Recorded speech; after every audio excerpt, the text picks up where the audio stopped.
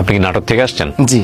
শুরু করেন মনির ভাই। নানি হচ্ছে মানুষের বাড়িতে খেতা সেলাই করি করি, আগে তো নরমাল ডেলিভারিটা বেশি ছিল, তাই যেটাকে বলে। হ্যাঁ জি। এই কাজগুলা করে সারা দিন পরে এখন 1 কেজি চাউল হোক, কেজি আটা হোক, এগুলা লিয়ে আসি, বাড়িতে আসি, রান্না বান্না করে তারপরে নানি আর আমি একসাথে খাওয়া দাওয়া করি। টুয়ে আমাকে ভর্তি ফিস ধরেছে 10 মিনিট যায়, নানির কাছে জেস ধরেছি যে নানি আমার ক্লাস 2-এ উঠেছি, আমার 10 টাকা পরীক্ষা ফিস লাগবে।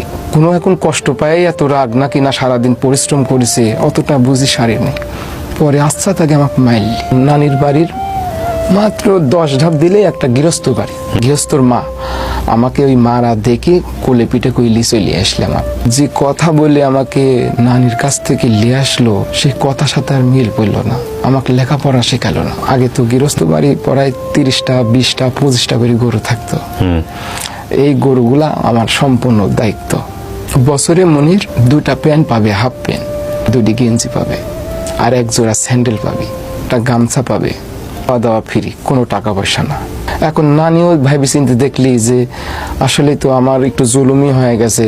একবার ওই বর্ষা মৌসুমে বছরে আমি একটা গামছা পাই, সবগুলা গরুকে আমি আগে পাঠাইতাম, আর একটা গরুকে আমি আটকায় রাখ। ছোট মানুষ, সাঁতার তো জানি না, যে গরুটা সভ্য সেই গরুটার ন্যাজ ধরে রাখতাম। 1/2 কিলোমিটার পানি, একটা বিল পার হতে হবে, এই আধা ঘন্টায় ন্যাজ ধরে থাকতাম, কল কল কল কল করে চলে যাইতাম।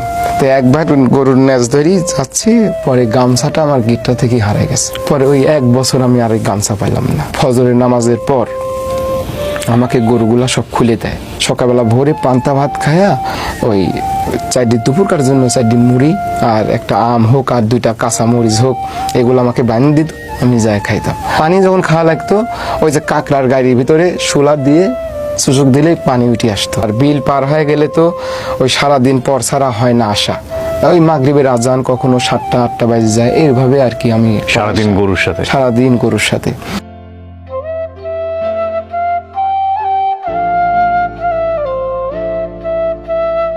আপনি কি নাটক থেকে আসছেন? জি।